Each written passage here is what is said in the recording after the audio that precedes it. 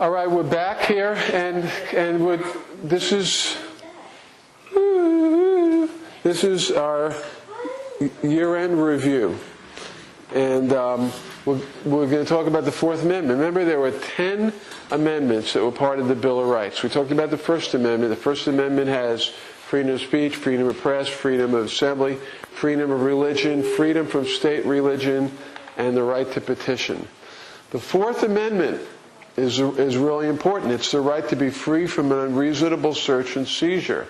That prevents the cops from just busting into the school and searching through all of your stuff, which they do anyway. You know that in public school they're constantly going through students' lockers. And there's a good question about that, whether that's legal or not. Can they walk in and just search your home? Can they just walk into your house, the police, and search your home? No. Well, they could. They just get in all trouble. Yeah, they could. That's right. Well, maybe they get into trouble unless they lied about it. They could say, "We saw Noah smoking a joint." Oh, I'm sorry. I'm just kidding. And they'd run into his house. Or, "We saw Kim." Let's see, what could you be doing illegal? Killing her cat. What's that? Okay, I'm sorry. That was... All right, that's a bad one. I take it back. All right. That's a really bad example. Okay, think of something illegal. That's nice. Cardboard. Breaking cardboard's illegal in the state of Tennessee. All right. There you go. Throwing away cardboard. Is that illegal? Burning it. Barefoot. Oh my God. Such hooligans. Okay. So they can't come into your house unless without a search warrant. And so when the police knock at your door, what do? Pretend you're not there. Pretend you're not there. That's a good one. I think that's a good one. I like that. Or if you have a chain on your door, the Fourth Amendment chain we call it, you can open the door and you can go, "Yes, officer." Officer. And the officer says, "Can I come in?" And what do you say? No, Mr. Pig! No, you don't say that. The chain will be broken and you'll be on the floor.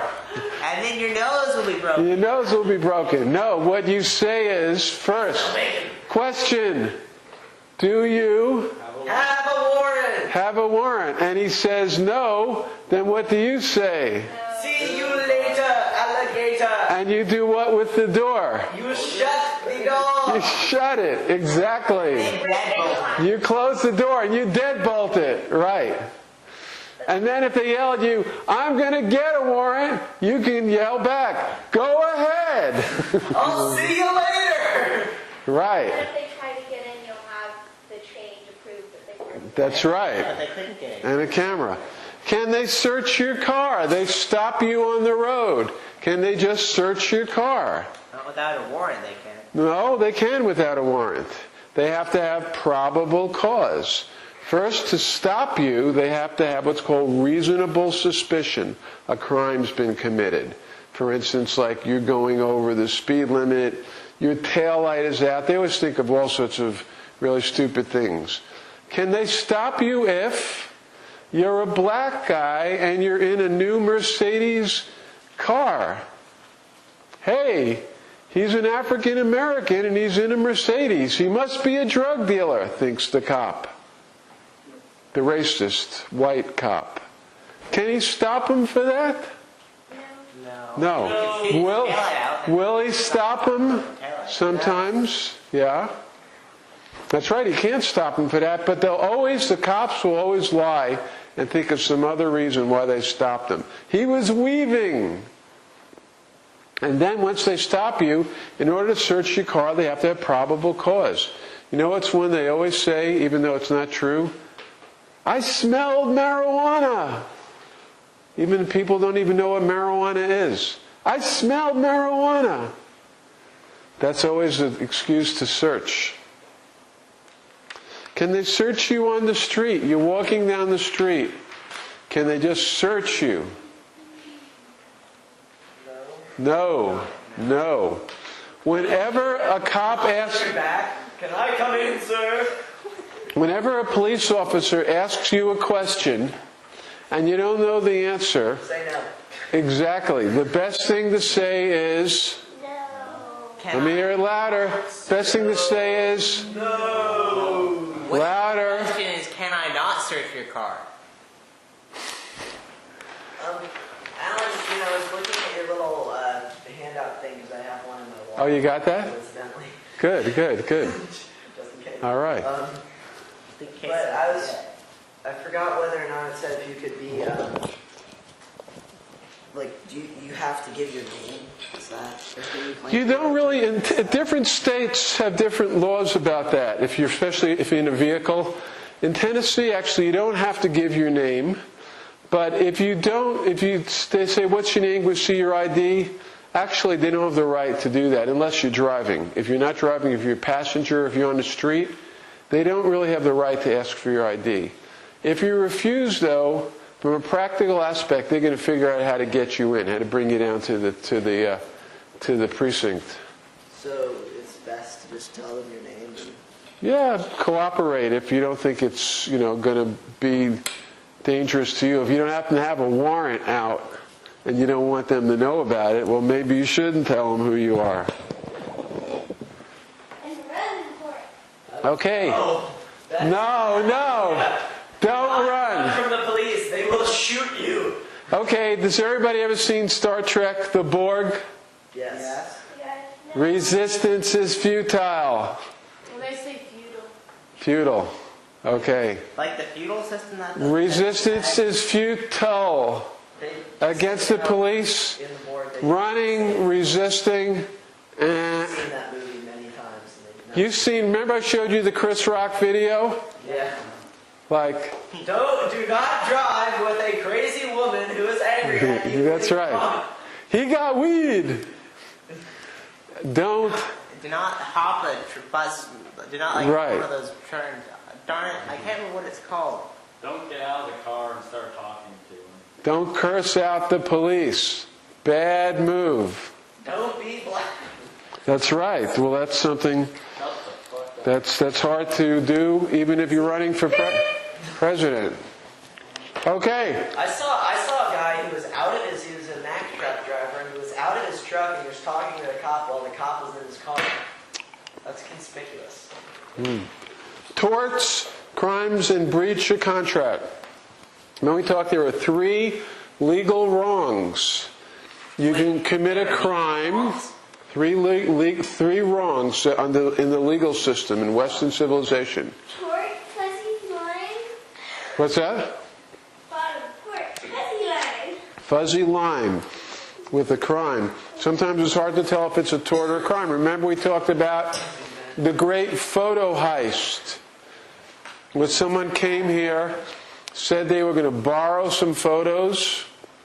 Mr. Tadpole. Mr. Tadpole. And then they never brought it back, and we talked about whether it was a crime, a tort, or a breach of contract. It can be fuzzy. But normally, a crime is something that has some moral component to it. In other words, if I committed a crime, the next day if I was walking down the road, Karuna would look at me. She'd go, "Oh my God, here he comes, criminal Alan," and probably walk the other way. However, if I just committed a tort, for instance, a tort would be something like I happened to accidentally trip her, but that was intentional. See, if I intentionally tripped Karuna and she fell down, then everybody would think, that dastardly Alan, what a creep, he hurt Karuna. That was a crime. But if I was just careless and I was just sticking out my leg and I didn't mean to hurt Karuna and she fell over it, well, she could sue me and that would be a tort. And you guys wouldn't think I was such a bad person. I was just kind of sloppy, a klutz, right. Did people really argue I was really drunk, man, I didn't mean to hit that old lady? Right. Well, that's a defense in a criminal proceeding. Then there's breach of contract. If we have an agreement and I don't follow through. So those are the 3 wrongs. We talked about right and wrong. Who decides what's right and wrong? Like, for instance, we have drug laws. Recently, for many years, crack cocaine, which is used more by the black part of the populace, African Americans, has a much higher, you can go to prison for many more years than using the white powder cocaine. And the white powder cocaine is used more by the rich white people. And so this was... I don't think Okay. it's even necessary to make the color of skin distinction, because it doesn't matter. I mean, it matters what color your skin is to the police, but all it is a class struggle. So there's what it is that crack is a like less potent cocaine that's mixed with baking powder and everything. Okay. So it's not just black people. It's poor people. Poor people, but... Which include poor white people. Yeah. And every. However, the effect of the law was that many more black people were going to prison for much longer terms than the white people.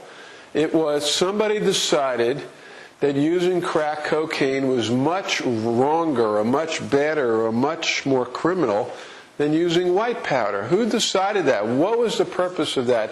How did that go? White powder sniffing president. Yeah, that's right. The president probably snorted white powder. So, going back to the original purpose of government, how is government protecting us when it makes distinctions like that? You know? Who decides right or wrong? Then we talked about the evolution of the government on the farm. How the farm used to be run by one person, and the communication all kind of went through him, although people did talk a lot more. Peter talked about how we used to work things out a lot better, and on the new farm we don't talk as much. We don't really work together, but we have more of a democratic society. We don't have just one person running the show.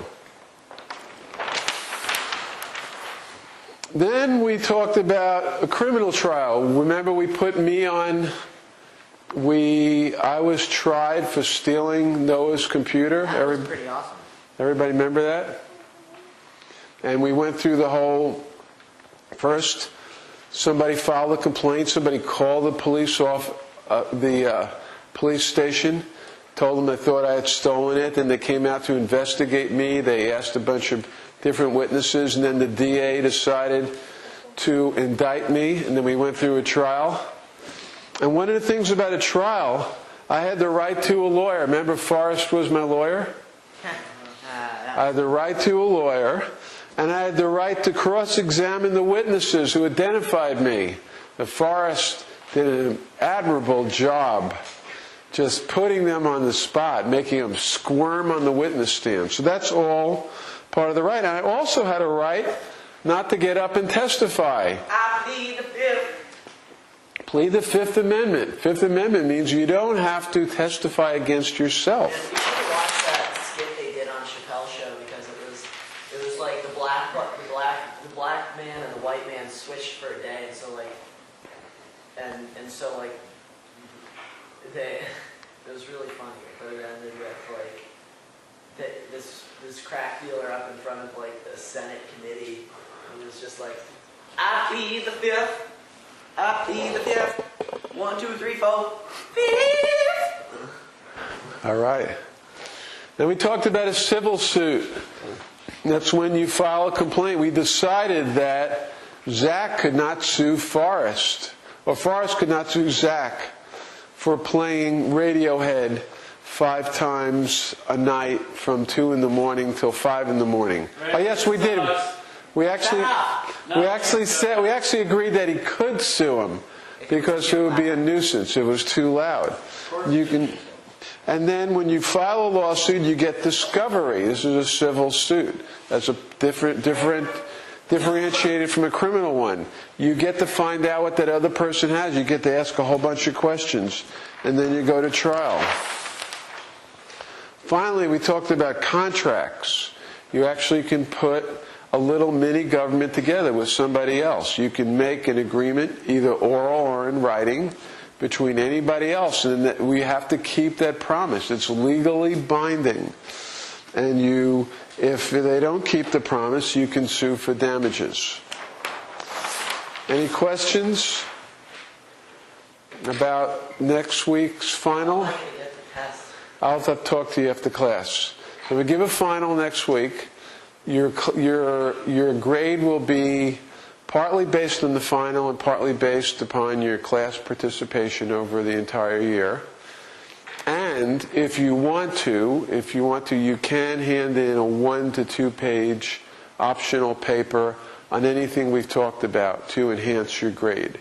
It's not required, but you have the opportunity to do that. Yes? Can you do one or the other? Do what? One or the other? What?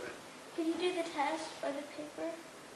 No, you have to do the test. The test is not optional.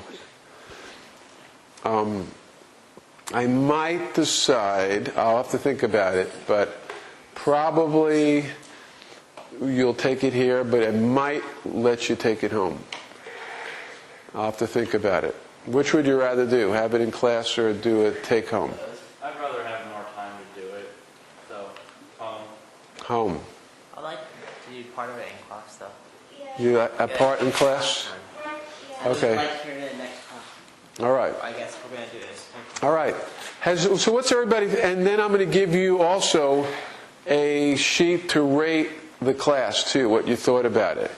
You can give me, and it can be anonymous, you don't have to put your name on it. You can write, it sucked, it was boring, I learned something from it, anything you think, or suggestions if I do this next year, what you'd like to see. And I don't care, just be honest about it. Don't be necessarily mean. If you didn't like my class, that's fine. I don't mind hearing it, but give me honest feedback. That would be helpful to me. And I'll give you that as part of your test next week. You get giving honest feedback to the students. Okay, I've enjoyed teaching you all this year, and I hope you've enjoyed the class and got something out of it. And we'll see you next week for your final. All right? And then the week after, maybe we'll do a field trip. Where to? Ooh, can we go to the ice cream parlor? no. I can't eat ice cream. I don't want to go to an ice cream. We'll think about it. I mean, we might do something that's sort of related to radical civics. We'll do some sort of trip together.